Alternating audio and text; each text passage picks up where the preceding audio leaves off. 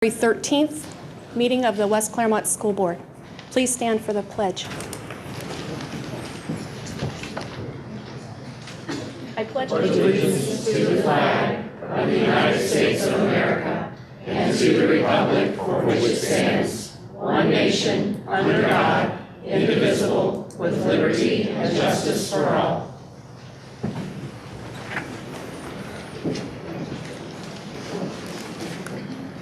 I welcome and invite Judge Brock to come forward for the swearing of our newest board members.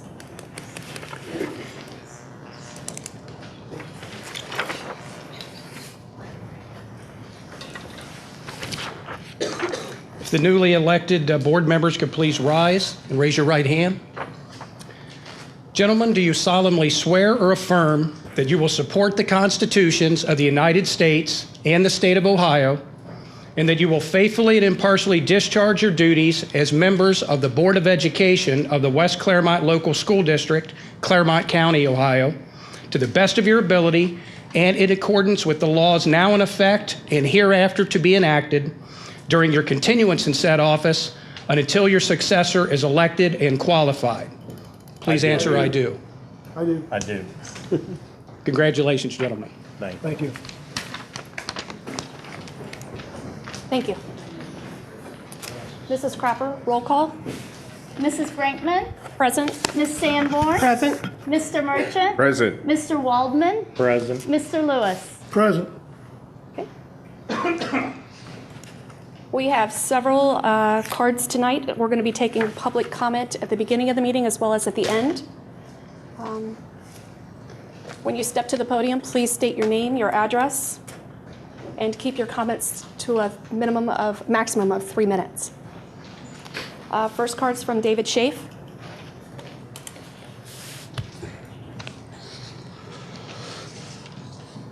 Thank you. Good evening. My name is David Schaaf. I live at 945 Shireton Court here in West Claremont. I'm with a group called West Claremont United. We're a group of concerned parents and community members formed after the levy failed in November. WCU's mission is to educate parents in the community about issues and challenges faced every day by students, staff, administrators, and the community in general. I come before you today to ask that everyone please check their politics at the door. As nonpartisan elected representatives, you all, along with the administration, are the faces of West Claremont. What you say and do in and out of this chamber reflect not only on you, but on the whole school board, the whole district, and the whole community.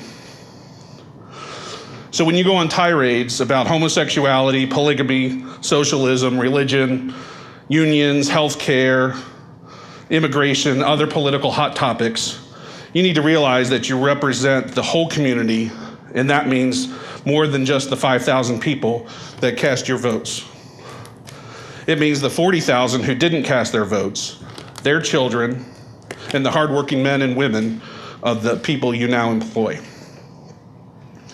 Private citizens have First Amendment right to free speech, but private citizens who are also publicly elected officials have a responsibility to those who they represent. So please, let's all check our politics at the door and focus on the kids and providing them with the best possible education that we can. Thank you very much.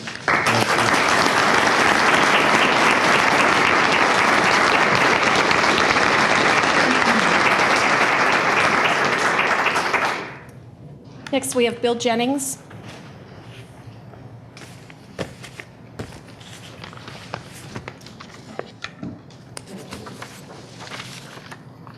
Thank you. Good evening. My name is Bill Jennings, 1272 Glen Haven Lane. I have 2 children that go to school in West Claremont. I'd like to ask about the state auditor's report, which was recently released, right here. Dave Yost, the state auditor, complimented the district recently on its efforts to remedy its financial issues. In his words, quote, "West Claremont is my new poster child for performance audits," unquote. The report reveals just how much sacrifice has been demonstrated by the school district. On page 24, when compared to 8 surrounding peer districts, he indicates that the staff levels of this district are smaller, quote, below the peer average in all staffing categories, unquote. He continues on the issue of salaries and concludes that they are, quote, in line with the surrounding district average, unquote. Now, this report doesn't change the fact that finances are tight, nor does it change the fact that the district is still in a state of fiscal caution. But I hope that it demonstrates that there's an even deeper crisis within these pages. It suggests that the district itself is suffering from a reputational crisis. On page 6, the auditor uses the local tax effort index, a measurement that calculates the level of residents' ability to pay against the amount of support they display for their schools. Our 8 surrounding districts have an average score of 0.92. Call it an A- if you want. West Claremont has a 0.69. That's a D+ in my book. While this suggests that the community is unenthusiastic about taxes, it also indicates a fundamental lack of support for the schools themselves. There's a second clue. According to the auditor, district enrollment projections need to be revised because they're too high. Why is that? Where did these students go? They didn't vanish and they didn't move. Voting with their feet, as Dr. Klein recently said, they choose not to go to school here. Essentially, those with the money or opportunity are enrolling their children in private schools or open enroll elsewhere. Those who have time explore homeschooling.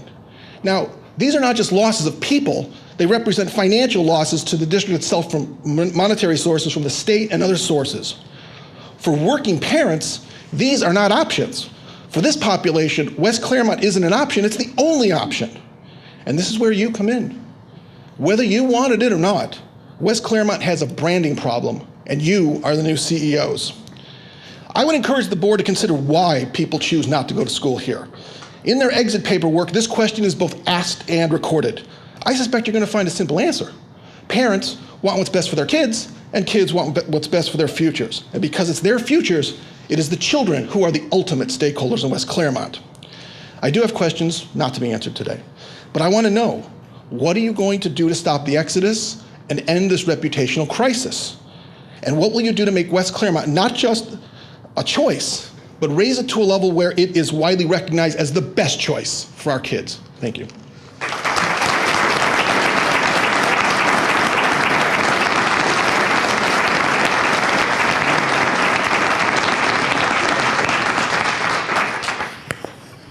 Teresa Bard.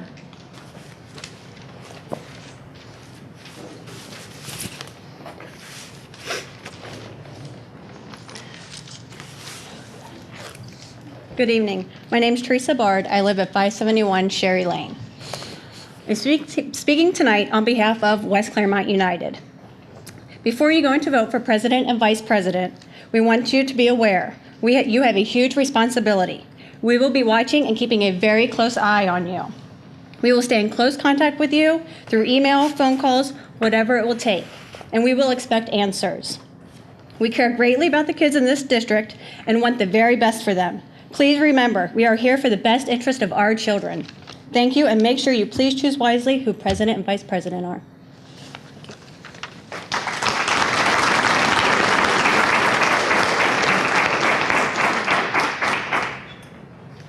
We have one last card, Tim Meyer.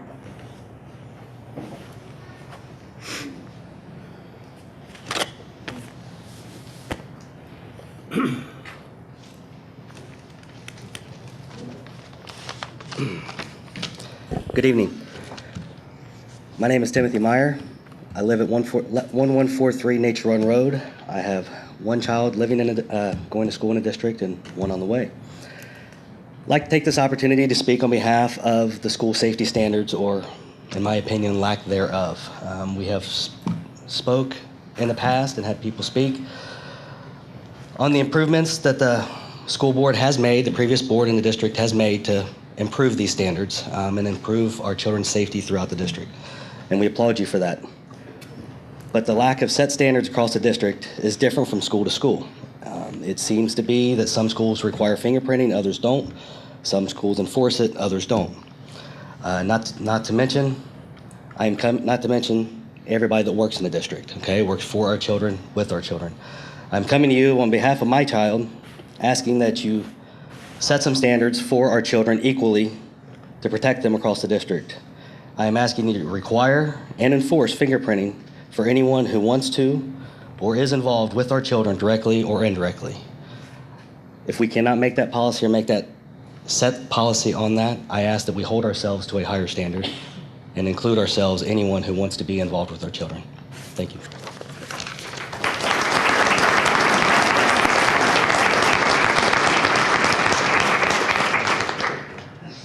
Moving on to the organizational part of the meeting, election of the board president.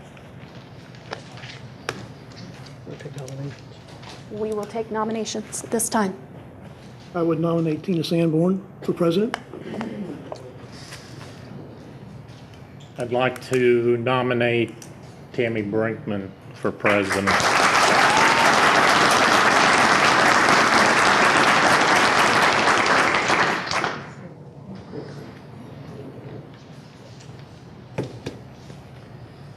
I'd like to nominate. We'll have, Oh, you're going to vote or nominate a third person? no, I'm sorry. Okay. Go ahead. Then we'll, President only. any discussion before we take a vote? Mrs. Cropper? Mr. Lewis, Tina Sanborn. Mr. Waldman, Tammy Brinkman. Mr. Merchant, Tina Sanborn. Mrs. Brinkman, Tammy Brinkman. Miss Sanborn. Tina Sanborn.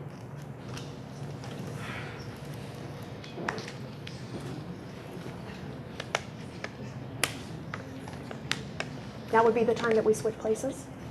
At this point, I will need to give the oath of office to the new president.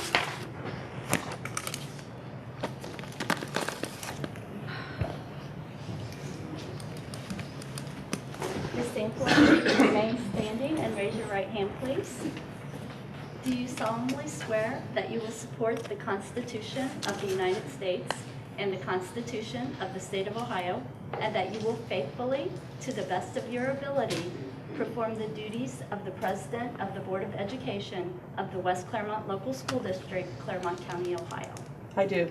Congratulations, Ms. Sanborn. Thank you.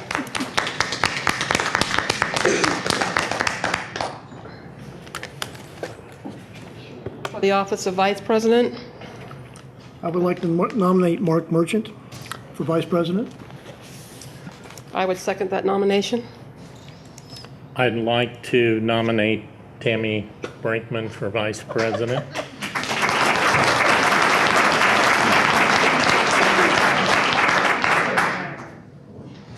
I would like to nominate Steve Waldman for vice president.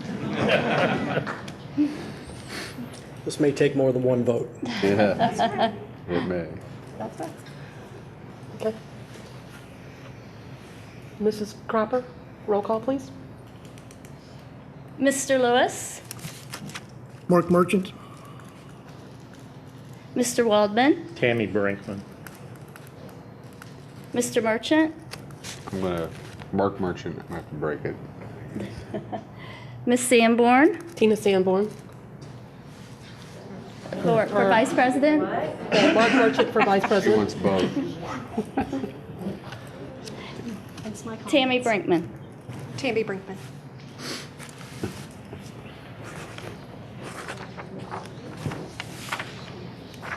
This time, if I could have Mr. Merchant stand and raise your right hand. Do you solemnly swear that you will support the Constitution of the United States and the Constitution of the State of Ohio, and that you will faithfully, to the best of your ability, perform the duties of the Vice President of the Board of Education of the West Claremont Local School District, Claremont County, Ohio? I do to the best of my abilities. Congratulations, Mr. Merchant.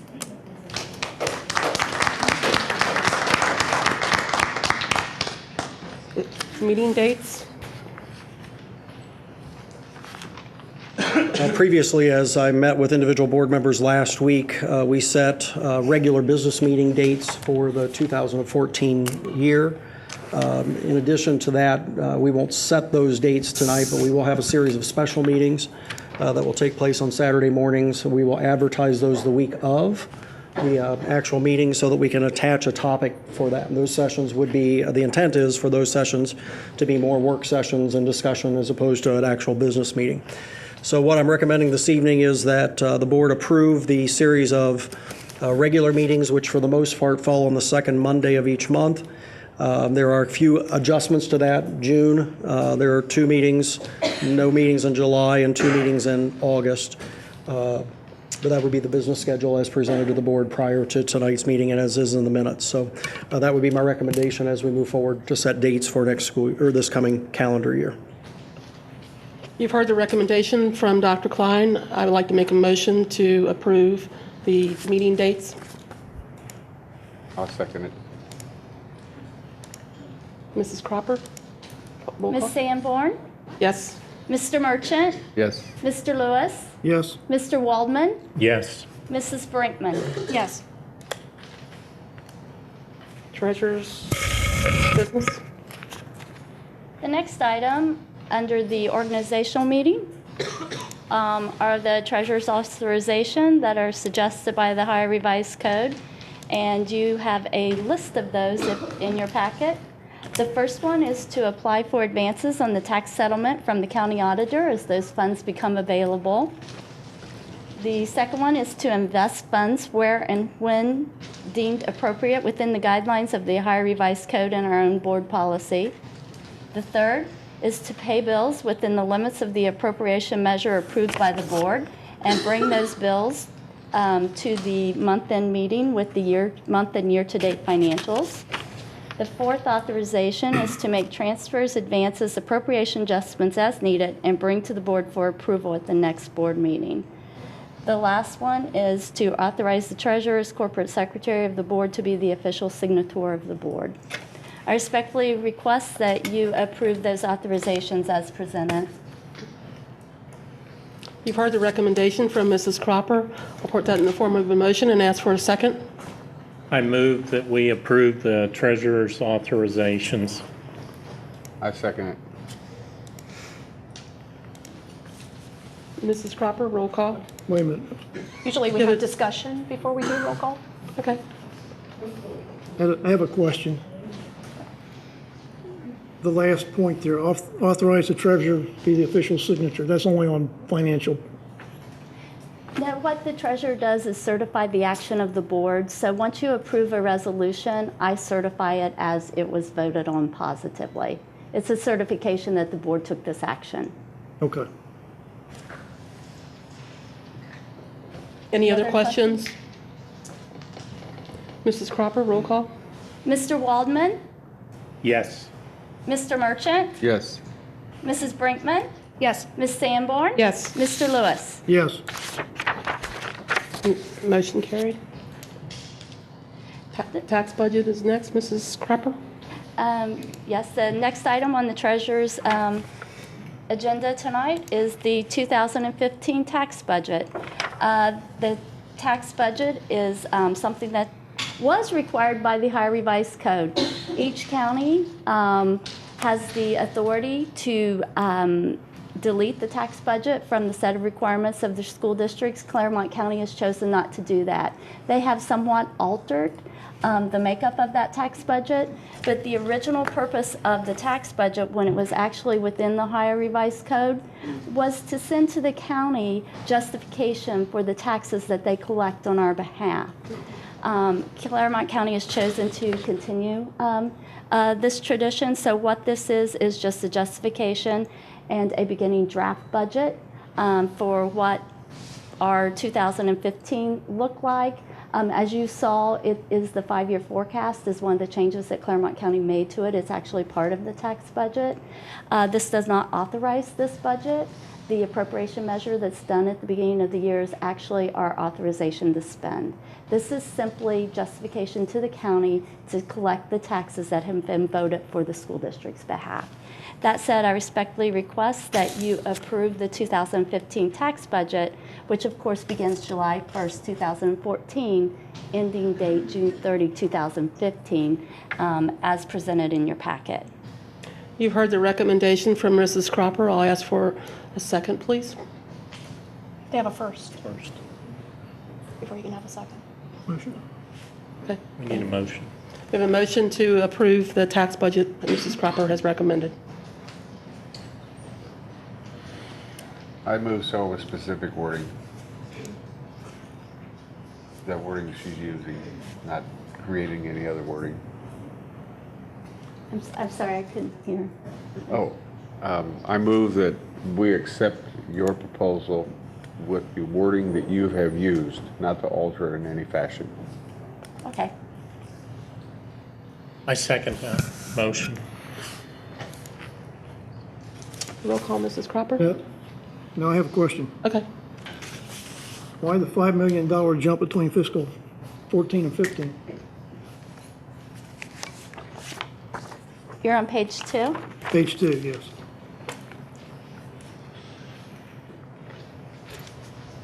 The cash balance from 14 to 15 goes up by 2.5 million. Are you looking at something? Which row are you looking at? I'm looking at the top row. The top row there. The difference in that is, if you'll remember at the beginning of this year, which we're in now, fiscal year 14, and if this is a good question, actually, I'm glad you're bringing that out. If you look at the general property tax line, you remember at the end of our fiscal year 13, which finished on June 30th, 2013, our balance was painfully low. So we asked the county auditor for an advance of our taxes that the residents pay that were due at that time in July. So we asked for an advance of that taxes due to our low cash balance. Given the budget reductions and the concessions that our unions stepped up and make, we will no longer have to ask for that advance at the end of fiscal year 14. So 2.3 million moved from fiscal year 14 back into fiscal year 13. And we are not requesting that move for fiscal year 15. So it makes fiscal year 14's taxes look low. It's like all of a sudden we got Sorry, $5 million more dollars from somewhere. Yeah, if you look at that top line, you see 34 million was collected in 12, and then we did get the advance of 2.3 million in 13, which jumped it to 37.2. And then, of course, it came from 14, and we're not asking for it again, so that one's low at 32, and then we go back to 34.5. Okay. That's a good question. Any other questions? Roll call, Mrs. Cropper? Mr. Merchant? Yes. Mr. Waldman? Yes. Mr. Lewis? Yes. Mrs. Brinkman? Yes. Ms. Sanborn? Yes. Motion carried. Dr. Klein? The next sorry, Ms. Sanborn, it's still my, Okay. I'm not finished yet, sorry. Sorry. The next item is to bring before the board. This board has traditionally belonged to the Ohio School Boards Association, and we are again bringing that motion before you. Membership costs 70 cents per pupil with an additional 150 a year for electronic copy of their newsletter. The motion as presented is to renew our membership in the Ohio School Boards, including legal assistance funds, school law summary, and the briefcase subscriptions for 2014. You've heard the recommendation from Mrs. Cropper. What is the pleasure of the board? I recommend that we do not participate in the OSBA Association Can't. for this year. I don't think we can do that at this point. There has to be, We're we're discussing at the whether or point not. of a motion, and then we can, Okay, we're given us a discuss it change the afterwards. motion.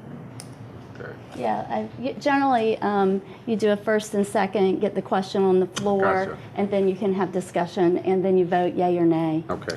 I'll move that we renew the membership in OSBA for 2014. Is there a second? There is a second. Now, questions. Call for questions? Yes, the cost of doing business with the OSBA is approximately what? It's approximately $5,700 for the membership, another $250 for the legal assistance fund, and $150. So it's right at $6,100. And this is the board that we use to keep us legal and compliance and then consistent with our surrounding districts as to how their organizational business is going. This organization is the one that you get the emails from that keeps you up to date on pending legislation at the House. We'll also keep you up to date on federal initiatives that you should be keeping an eye on. This board has in the past used their services. They also have legal update seminars. There's a membership rate versus a non-member rate for those certain things.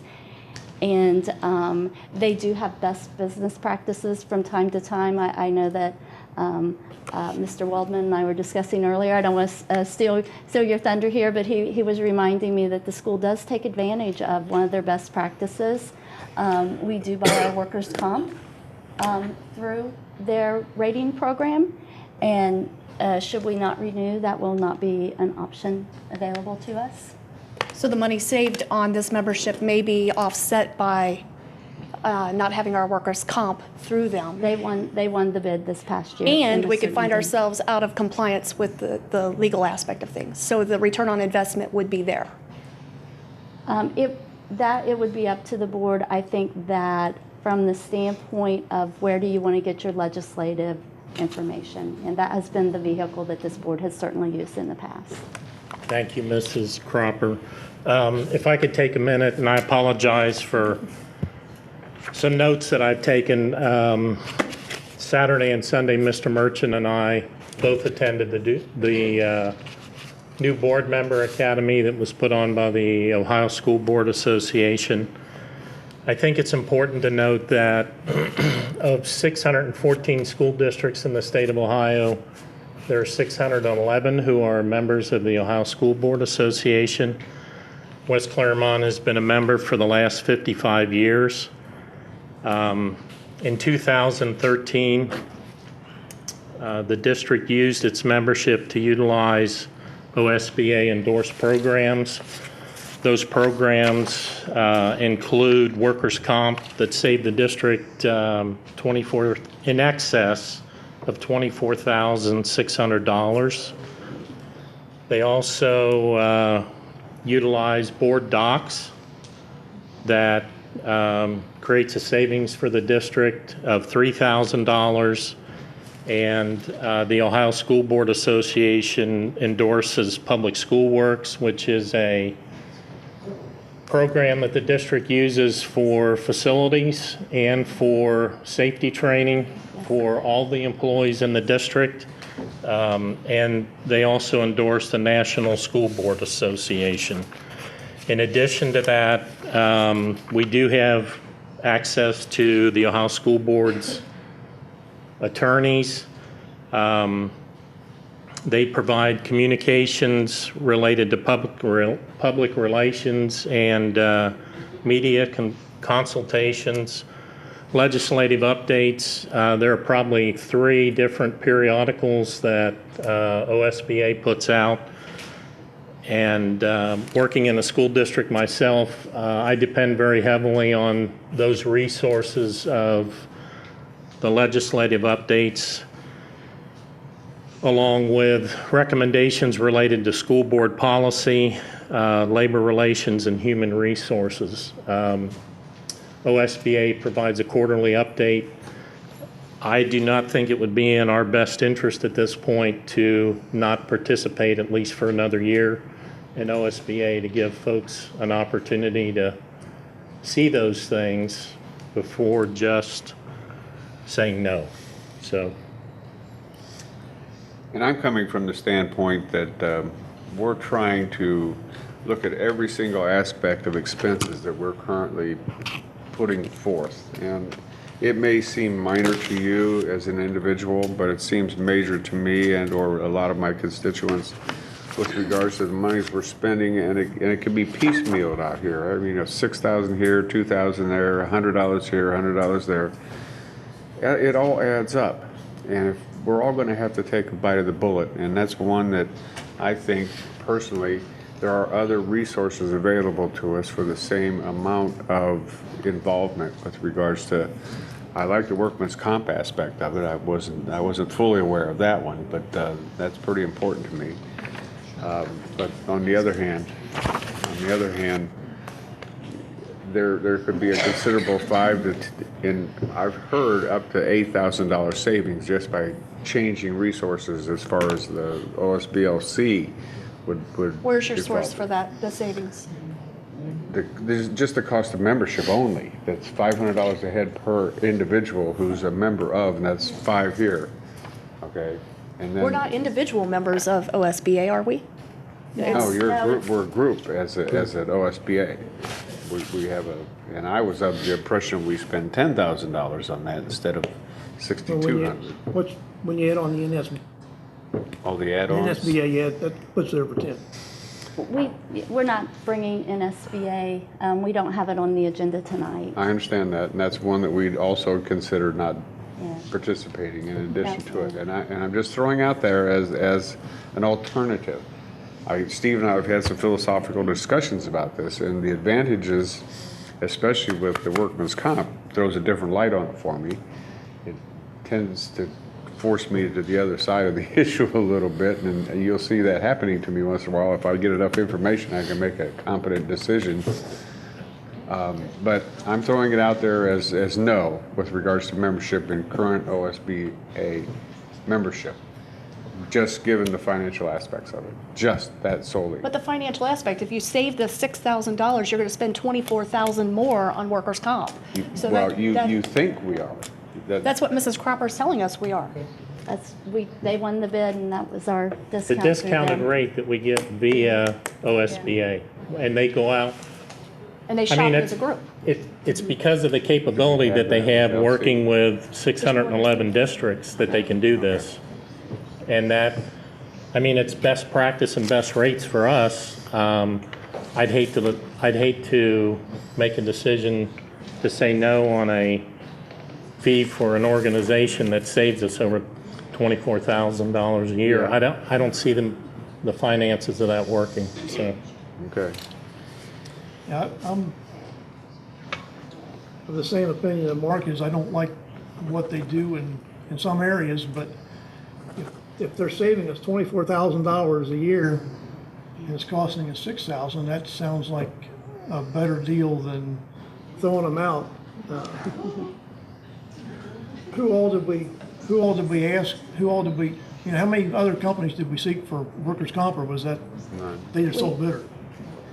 We did them, and I apologize, I'll have to go back and look, but we always do them and Shakely. I'm not sure if anyone else bid last year or not. The bidding happens in June, but we don't just sign up for OSBA. We do get bids from other companies. Shakely is one of the, Shakely and Gates McDonald is who the OSBA program is through, and those are always two of the most competitive.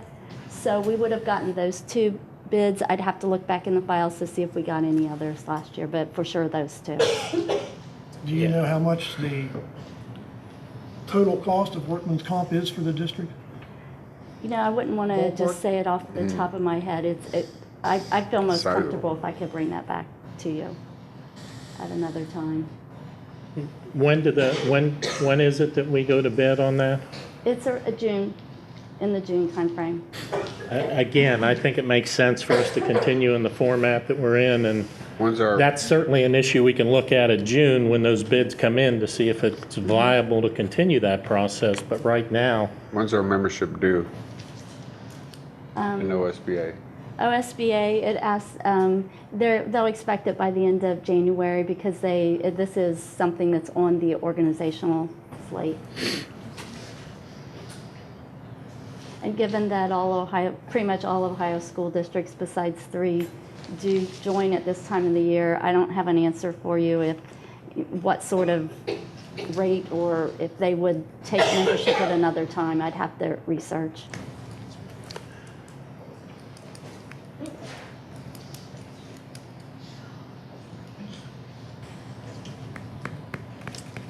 Anything? So Any you other must be a discussion? member of them to bid for for them to bid on the insurance, the workers' comp. I mean, they definitely bring discounted services as part of what they do. There are certainly things that they do that are fee-based, but those are programs that we're able to participate in at a discounted rate. So you feel, Mr. Waldman, that it's worth the money that we spend on this at this time? I absolutely do. And I would say for the new board members that they should at least give it time to see for themselves what the value and benefit is. But just stand alone with the savings that we have that we could potentially lose, I think it would be a significant error not to support membership to the Ohio School Board Association. Any other discussion? Should we vote in the affirmative to stay with them, I think we need to take a really close look at the fees that are charged us for all those additional services. Yeah, I'm fine with Because they that. do get quite salty. Yeah.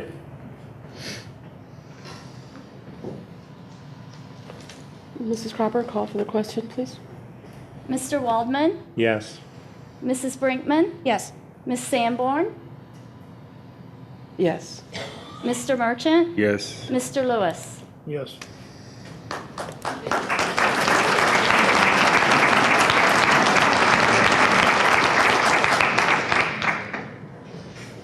The next and final membership is to renew the district's membership in the Education Tax Policy Institute for 2014. The Education Tax Policy Institute is a group that was formed that studies proposed laws in terms of tax changes and what the effects would be on Ohio school districts. That membership is $1,500 annually. I and Dr. Klein both get their newsletters. I find it valuable for determining whether or not the district should support proposed laws. That said, I respectfully request that you renew the district's membership for $1,500 in the Educational Tax Policy Institute for 2014. Is there any discussion? We have to have a motion first. motion. I'd like to make a motion that we continue with the membership of the ETPI for 2014. Is there a second? I'll second that.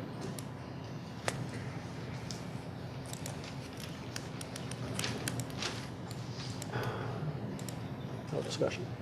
Any discussion?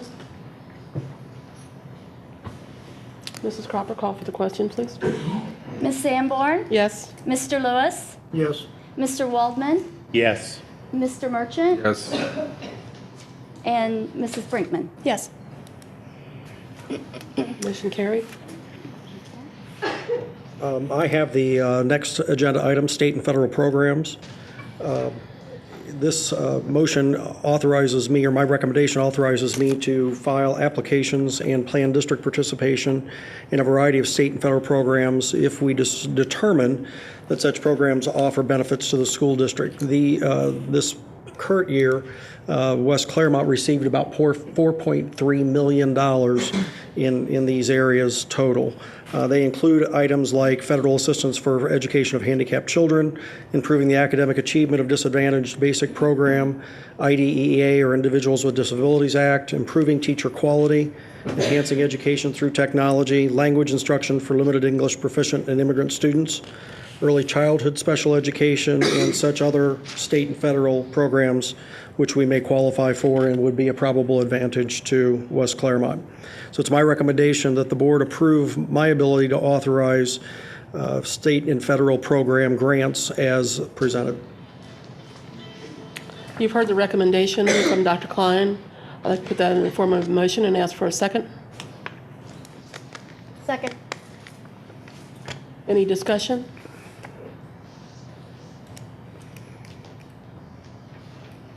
Mrs. Cropper? Ms. Sanborn, Yes. Mrs. Brinkman, Yes. Mr. Merchant, Yes. Mr. Waldman, Yes. Mr. Lewis. Yes. Motion carried. Next item is appointment of a Great Oaks representative from West Claremont. With House Bill 59, which was also known as the budget bill this past summer, they changed the rules on representatives from local school districts to Great Oaks or joint vocational schools. In the language of the law, it says members shall have experience as CFOs, CEOs, HR managers, or other business, industry, or career counseling professionals who are qualified to discuss the labor needs of the region. The appointing board, which is this board, shall appoint individuals who represent employers in the region and who are qualified to consider the state's workforce opportunities with an understanding of the skills, training, and education needed for current and future employment. I'm very pleased tonight to recommend to this Board of Education that Matt Van Zandt, who is the President and CEO of our Claremont County Chamber of Commerce, has agreed to serve in this capacity. Matt has over 25 years of public and private sector experience, ranging from economic development, policy development, implementation, land use planning, and to capital investment ventures. Matt has demonstrated skills in concept development, program planning, and project management. As I mentioned, he's currently the president and the CEO of the Chamber of Commerce of Claremont County. And if you don't know, that's a 725-member business association that represents over 20,000 employees in the Claremont County area. Without question, I think we have a little bit of a coup getting Matt Van Zandt to agree to serve as our representative with the Great Oaks as we move forward. So my recommendation at this point is that we approve Mr. Matt Van Zandt as West Claremont's appointee to the Great Oaks Joint Vocational School Board. You've heard the recommendation of Dr. Klein. I'll put that in the form of a motion and ask for a second. Second. Any discussion? Great choice. Thank you. If anybody knows economic issues and business in this county, it would be Mr. Van Zandt. Yep. Any other discussion? Mrs. Cropper, call for the question. Ms. Sanborn? Yes. Mrs. Brinkman? Yes. Mr. Lewis? Yes. Mr. Waldman? Yes. Mr. Merchant? Yes. Motion carried.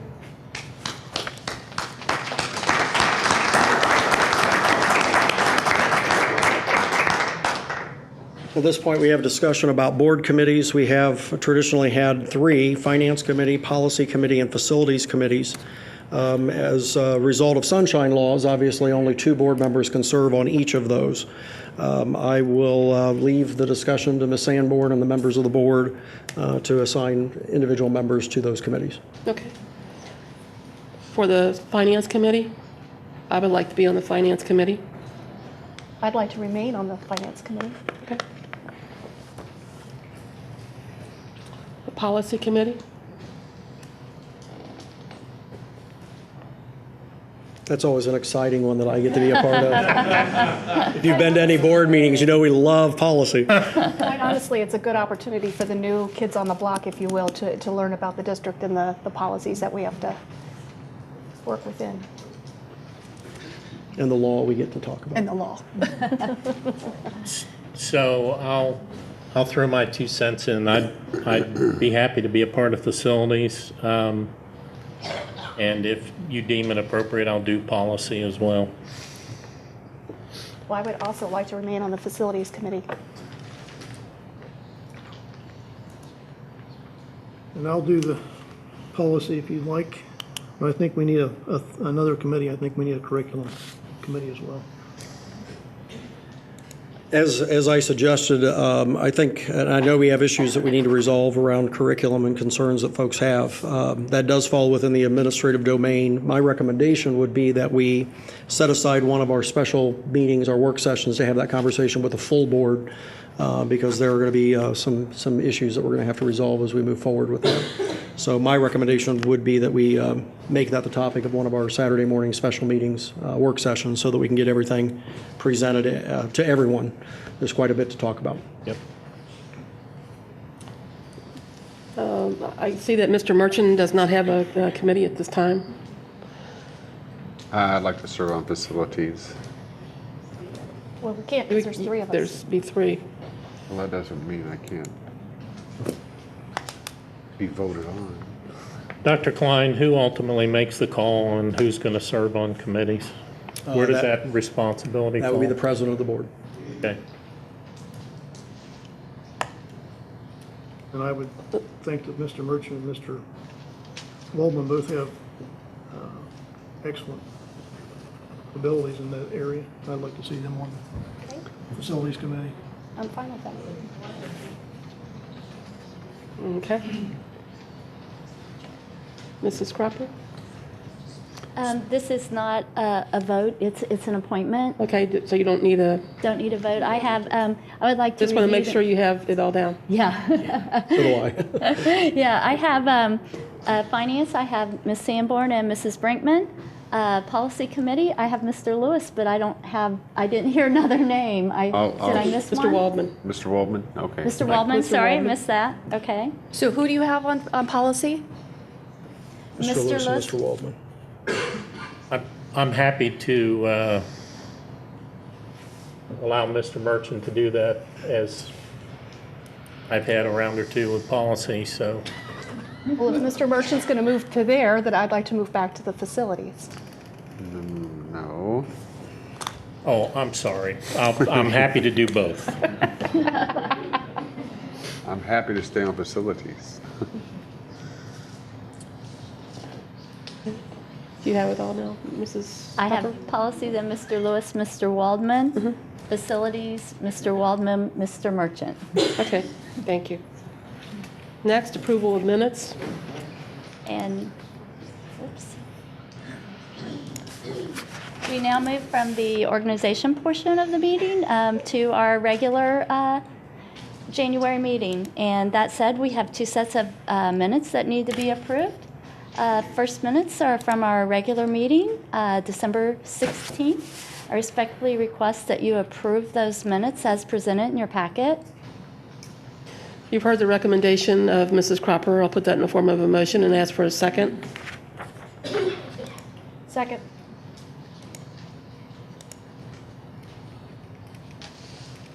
Is there a discussion?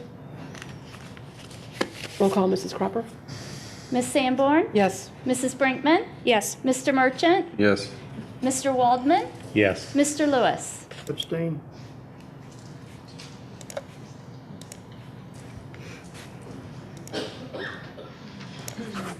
The next set of minutes are from the December 20th. It was a special meeting. I respectfully request that you approve those minutes as presented. You've heard the recommendation from Mrs. Cropper. I'll ask the board for a motion So moved. and a second. I'll second. Mrs. Cropper? Mrs. Brinkman? Yes. Mr. Waldman? So, could we back up and have some conversation about this before we actually call Sure. the roll on it? Oh, sorry. Sure. What, that was a meeting that there were those of us here that did not participate in. What's the typical protocol for that? Typically, there is, the minutes are, you're voting on whether or not the minutes are a fair representation of what happened at that meeting. Okay. Executive session is not something that's listed within the minutes, and this is one of those odd things that happens every year at this Yep. time when the majority of the board goes off, and it is. There was only one member of the board on the board now that was at that. That was at attended that meeting. Yeah, It is a. How can I prove them when I wasn't there? I don't know what happened. So I guess I'd be the only one voting. Right. Yeah. Because That I, does. because I was absent at that meeting. Yeah. The law has said that just because you were absent or not on the board at that time does not mean that you could not approve the minutes. I mean, I would encourage you to read them. Is there something, I mean, Mrs. Brinkman was there, Dr. Klein was there, was there. We can vouch for the fact that what is listed as the public portion of the meeting is in fact what happened. Minutes do not pertain, you do not have minutes on executive session. And that is true of all meetings. Executive session has no meetings, so. Mrs. Brinkman, are they They're representative? true and accurate, yes. Okay, Yep. thank you. It's a toughie. Any other discussion? Mrs. Cropper? Mrs. Brinkman? Yes. Mr. Waldman? Yes. Ms. Sanborn? Yes. Mr. Merchant? Yes. Mr. Lewis? Abstain.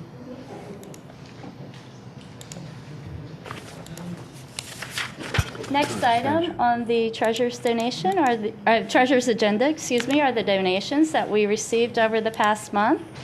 And we do appreciate our partners supplementing our finances, as we know how tight those are.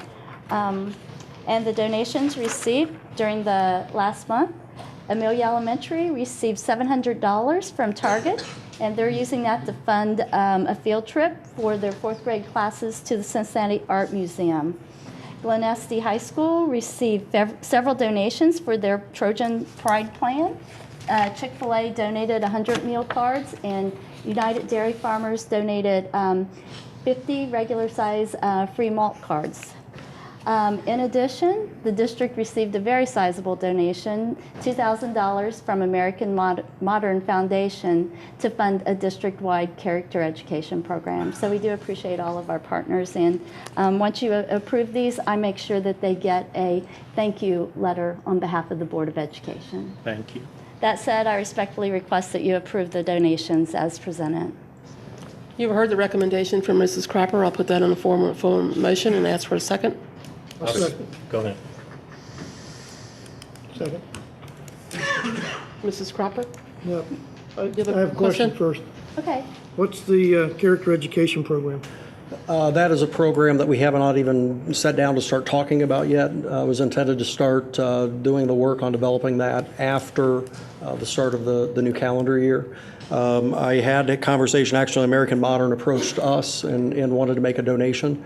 I know that there's going to need to be some materials and development time spent on putting something together. My goal ultimately is that while we have different programs at different schools, that we come up with something that's more unified from school to school, so that we're all doing similar kinds of things as far as developing respect and those kinds of things with our youngsters. So we earmarked that at American Modern's agreement to support whatever comes about as a part of that once it's developed. Have we polled other districts within the area of what they're doing? That'll be part of the committee's work, yes. I mean, there's no sense reinventing the wheel. Oh, I don't disagree with you. And quite honestly, there are a lot of good things going on in individual schools across the district. This gives us an opportunity to bring everyone together, K through 12, and get on the same page. So it helps with those transition points as well. So a kid goes from 5th grade to 6th grade. There are a lot of similarities in what we expect from kids, same as they go from middle school to high school. So helping to align all that, I think, will be in the best interest of our kids in the long run. Any other questions? Roll call, Mrs. Cropper? Ms. Sanborn? Yes. Mr. Lewis? Yes. Mr. Waldman? Yes. Mr. Merchant? Yes. Mrs. Brinkman? Yes.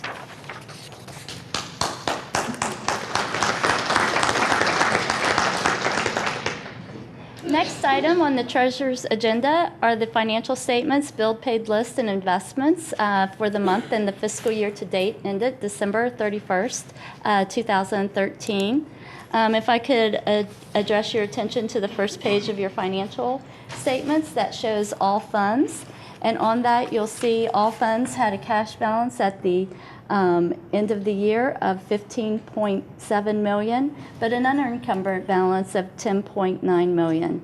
The majority of those funds were, the majority of that money were in segregated funds that were restricted for use. If you look at the top row of the general fund, you'll see that it had a cash balance of $4.6 million, but an unencumbered fund balance of only $1.4 million. This is at the end of December, and tomorrow morning when I get back to the office, I will be sending that request for advances to the county auditor. So this is a low point in our cash flow as expected every year. Our cash flow hits a low point every year at the end of December, the first part of January, until we start getting those advances from the county. And the same is true at the end of June. It's a very low point for a district's cash flow. Page 2 of your financial statements presents the general fund, which is a 5-year forecast fund. And you will see on there, as it reiterates the fact that December revenues that were received in December, it was a very low cash month. The majority of the revenue received in December was from the State Foundation Program. That's just under $2 million. We received 24 payments, 2 each month, from the state of Ohio, wired to us, and it is in the right around that $2 billion. Just a few other miscellaneous, 100,000 other miscellaneous revenues received. During the month of December, the district spent $4.7 million. Expenditures are typically even, and you could take a school district's expenditures and divide them by 12. Expenditures are basically very stable from month to month, while our cash flow varies widely with the receipts that we get in from the county. If you look at the third page of your statements, you will see the expenses, and these are the same expenses that were on page 2. They're simply presented by functional area rather than expense area. Some people like to look at what function it was spent in. Others prefer to know, was it salaries, was it equipment, what exactly was it? And one thing I've skipped over that I forgot to explain that I'd like to point out to you. I've said expenditures are very stable, and you can divide them by 12. So at this point, we are 50% done with fiscal year 14. I know it sounds crazy that the calendar year 14 just started, but we're 50% done with our fiscal year 14 because it started on July 1. So that's what the 50% at the top of the page is telling you. And if you look at percentage spent, that's actual expenditures, cash expenditures versus appropriations. So that tells you that we are within the appropriation measure that was approved by the board in September of this fiscal year. Good question. I'm sorry? Dividing by 12 doesn't sound logical when you have all the added expenses of heat and snow removal and those kinds of things in December, January. Well, December you've got off days, but January, February, March you would think would tend to be higher utilities and expenses for those kinds of things. So it's still fairly constant, even with all those added expenses? Yeah, even with those added expenses, because the majority of our expenses are in salaries and benefits, because we are a labor-intensive organization. Instruction's what we do. So 72% of our expenses drive that, so yeah. You'll see a few other things that offset that. Typically, the majority of our classroom materials and supplies are spent at the beginning of the year. You'll find maintenance supplies sometimes peak a little bit in May and June as we're getting the supplies in that are going to be used for the special cleaning projects and for the projects that are going to be done over the summer. So all those little things tend to even out a little bit. And wouldn't it be fair to say that if December, January, and February were high dollar for utilities and snow removal, that the extreme opposite would be June, July, and August, where we don't have air conditioning in many of our buildings, so the utilities would be very, very low? Utilities would be lower, but that's the point of which we're doing a lot of work on the schools, you know, when trying to get, you know, a lot of people don't realize the minute the students leave in June, Mr. Dyer and his crew are in there getting ready for the next September, so, and the expenses that come along with that. So, Mrs. Cropper, this is about where you expected us to be at this time with our finances? Yeah, I did, and I feel very comfortable. Again, this district continues to look at every contract, every time we let it, every expenditure, they relook at it, every rock, and every year people understand that the dollars are very important. We have to watch them. So we are within appropriations, and yeah, where we would expect to be at this point in the year. Any other questions? That's this one.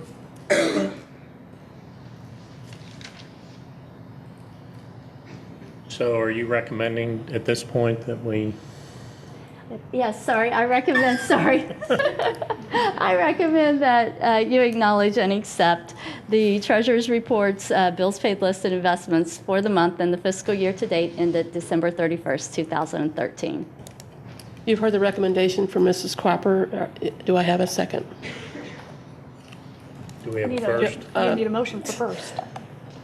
I'll move that we approve the financial statements, the bills paid list, and the investments for December of 2013. Is there a second? I'll second that. Mrs. Cropper, roll call. Mr. Waldman, Yes. Mr. Lewis, Yes. Mr. Merchant, Yes. Ms. Sanborn, Yes. Mrs. Brinkman. Yes. Motion carries. And Ms. Sanborn, if I might, I do have a few comments. I'm sure that I've seen you all looking through the light reading that I left at your table tonight. The first one is the district's financial audit. And that's, it says a single audit for the year ended June 30th, 2013. And while we've talked a lot about the performance audit, the district also has a financial audit every year. And the state auditor also performs that audit. And when you really need something to put you to sleep, you can read the audit report. I'm proud to point out that the district, that it itself has absolutely no findings. Obviously, no material misstatements. If you look on page 9 of the report, you will see that it is a complete, clean opinion.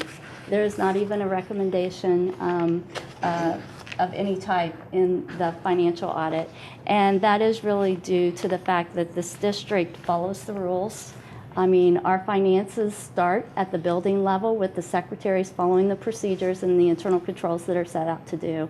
And this is really a testimony to the fact that the people in this district follow the rules and don't spend beyond what's been approved. And also, it does point out that the financial statements are a fair and accurate representation of the district. And the second light reading that you have here is my favorite. It's a 100-page report, and these are the district financials. And so the district financials, again, this goes beyond what is required in a standard audit report. A standard audit report would be about 30 pages long. This is 100 pages long. There's 2 organizations that have a checklist that's about 100 pages long.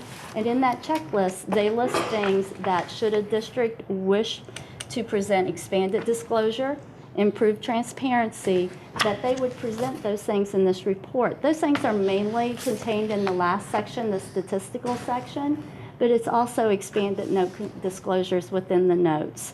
Every year, as you know, we do send our report off to be judged by those 2 organizations. We have sent our 2013 financials off to those, and we would certainly hope that we will again receive their awards for expanded financial reporting.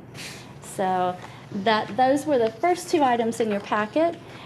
And Before you get into the second item, or the third item, yes. on that, on the single audit, having been through that process with, in my own district, I know that there's a tremendous amount of work that goes into that, and auditors that are here for an extended period of time, and to go through and not have anything is very commendable. So thank you for your work in that.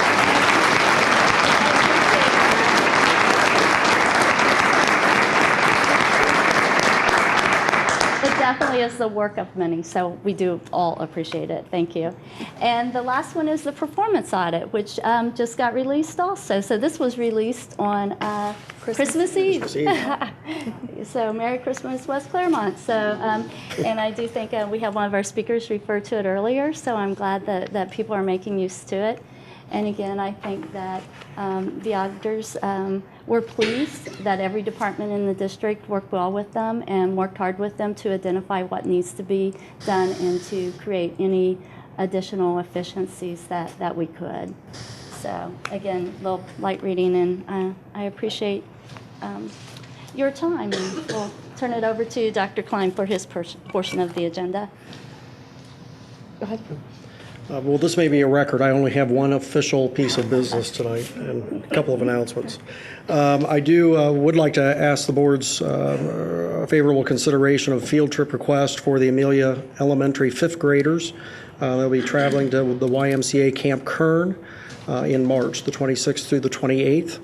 While they're there, they'll be working on a variety of activities that hit a lot of the standards in both science and social studies.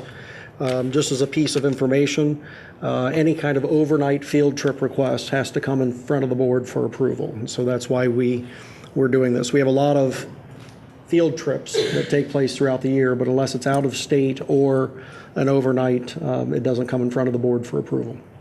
So with that being said, I'd like to respectfully request the board's favorable consideration of the Amelia Elementary 5th grade trip to Camp Kern in late March. All costs will be covered by students and families. You've heard the recommendation from Dr. Pline. I put that in form of a motion and ask for a second.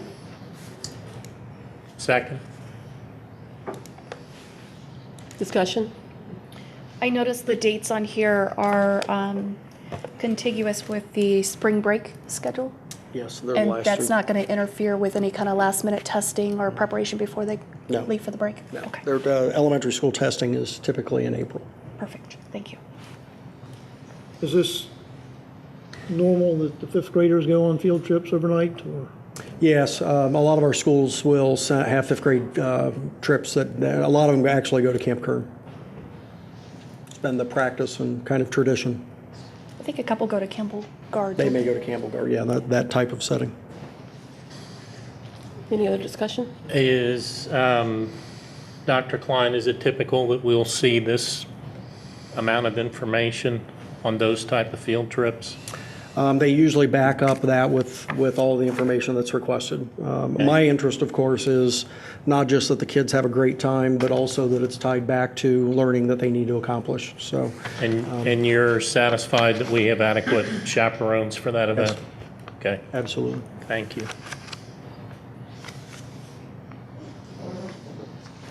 Any other discussion? Mrs. Cropper? Ms. Sanborn? Yes. Mr. Waldman? Yes. Mr. Lewis? Yes. Mr. Merchant? Yeah. Mrs. Brinkman? Yes.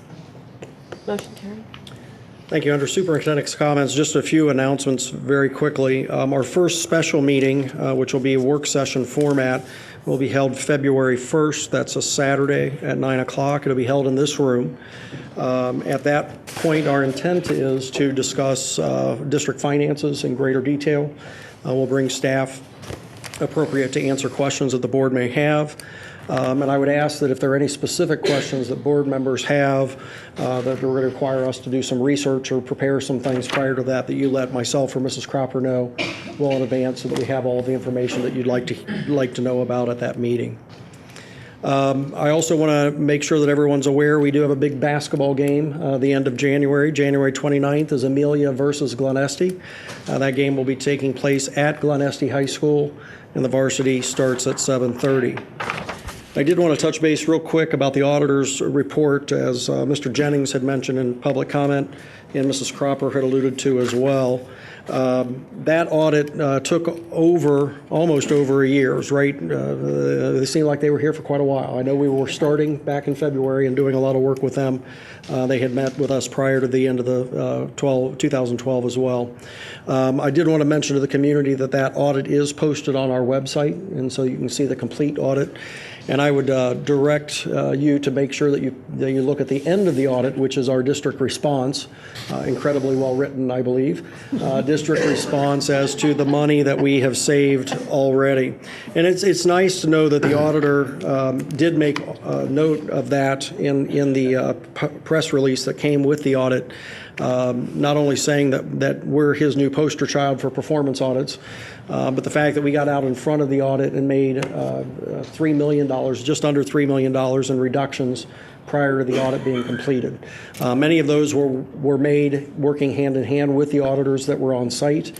But I really applaud all of the folks amongst the staff who looked at the recommendations, looked at what we were doing, and made those reductions. The audit actually recommended about $4.2 million in reductions as potential reductions, and I should qualify it with that. And we had made almost $3 million prior to the audit being published. Many of the recommendations out of the audit, in fact. That does not include the roughly $2 million that we were able to save the district in rolling contracts over and not doing step increases, those kinds of things. So we've made a lot of progress on tightening our belts and trimming our expenditures. As Mrs. Cropper said, we look every day for another rock to turn over and see where we might be able to make some more savings happen. So I just wanted to give you that update on the auditor's report. We're very pleased with the outcome, and very pleased that he was complimentary about the staff's work on it, as well as what we'd already done to tighten our belts. So just wanted to present that to the board as well. And again, the community, board members, anybody can see the actual audit on our website. We have a link to that on the front page. That being said, that's the conclusion of my comments and business for this evening. All right. Is there anyone else wishing to speak to the board this evening?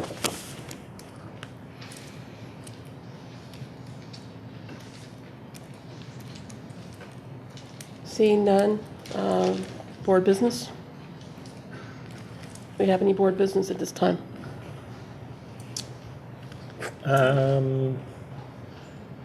I guess I'd at least like to throw out the possibility of the board meeting prior to that financial meeting, just to have an opportunity to discuss matters amongst ourselves. And I recognize that that's an open meeting, but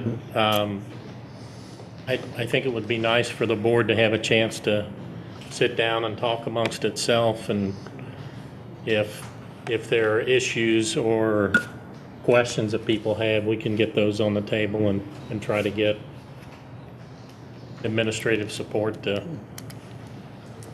help get answers for those things. I know there are a couple of things that I have questions about that I'd like to get information on. So I'll throw that out there. If I guess as a board we feel like that's workable, I wouldn't mind seeing us meet before the February 1st meeting. I would be okay doing that. Having short notice and having a full schedule of travel. The only night that I would be available would be Monday the 27th.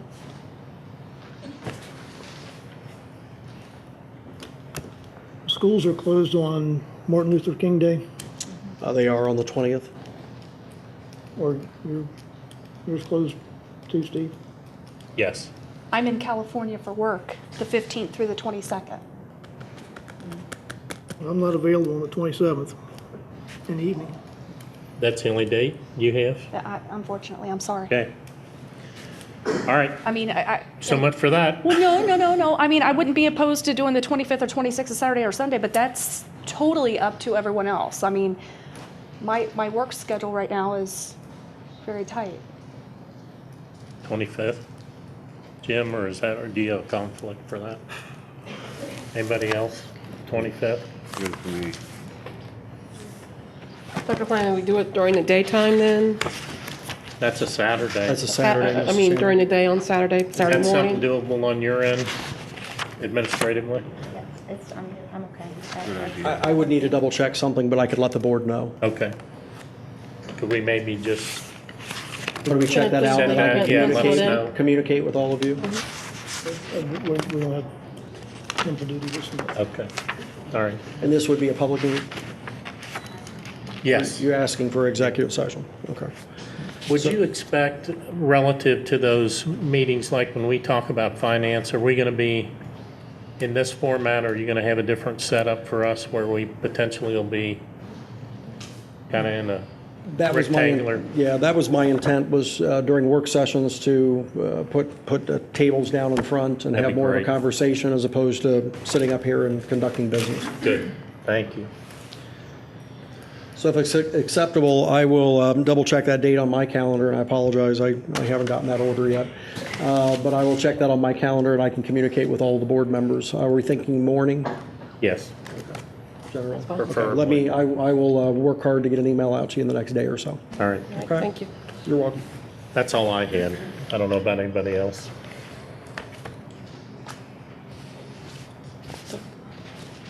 You have anything? Yes. I don't have anything for the board. I do have something for the audience. we want the same thing. We want the kids educated as best we can educate them. Is that better? We all want the children educated as best we can. I think the way we want to go at it is different. We've gone at it your way for how many years, and it hasn't succeeded. So give us a chance to do what we think is right before you go hanging us in effigy. It's, you know, there's more than one way to skin a cat. Obviously, with the previous board took away the busing, the previous board took away your specials for your elementary kids. And taxpayer said, no, we'll live within your budget. And Jim, you need to. so, you know, give us a chance to try things differently before you turn on us, because And I You assume don't that you're have- speaking obviously on you don't behalf of have the yourself and not answers. on behalf of the entire board, correct? I'm not doing this on behalf of, this is my opinion. Okay. It's not on behalf of the board. I'm asking for you to sit back and watch and see what happens, because. Fine. You need to take control of this. That's why we're in trouble right now, because there was no do-over. And I beg your pardon, but I've got a class past West Claremont student on the dean's list at a college, local college. Ma'am, you need to come up to the. People have done miracles with pennies.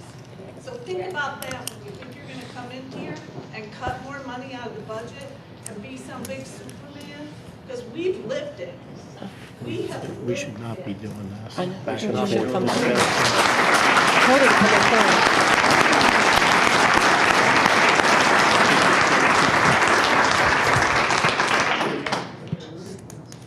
Any other discussion? Any other board comments? I just wanted to say to the teachers of the West Claremont School District, I appreciate all that you do for our students, and I thank you for your support.